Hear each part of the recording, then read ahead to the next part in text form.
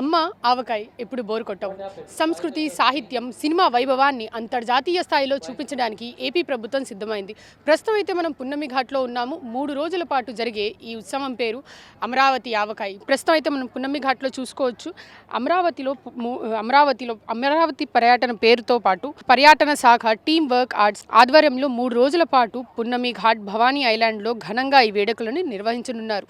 తెలుగు సంస్కృతి సాంప్రదాయాలను ప్రస్తుత తరానికి తెలియజేయడంతో పాటు మన భాషలోని గొప్పదనం తెలియజేయనున్నారు. విజయవాడ సాంస్కృతిక వైభవానికి వేదికగా మారుతుంది.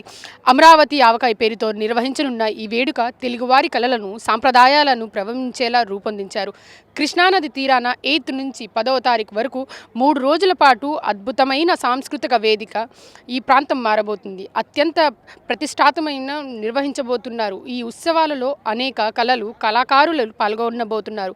తెలుగు వారికి ఆత్మగౌరవం ఇచ్చే ఆవకాయ పేరుతో ఈ వేడుక నిర్వహించబోతున్నారు.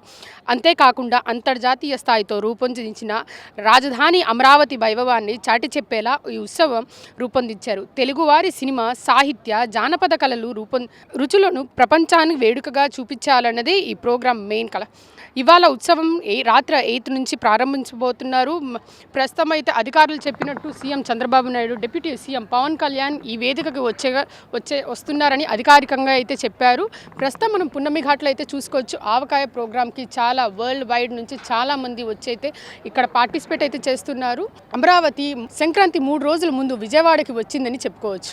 Signing off Atha Mohammed, RTV Vijayawada. చరిత్ర సృష్టించినోడు ఇప్పుడు ఆ చరిత్రని తిరగరాయబోతున్నాడు.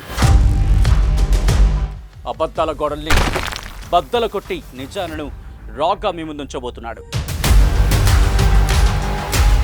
నిజమైన వార్తల కోసం వెంటనే డౌన్లోడ్ చేసుకోండి రా యాప్ని.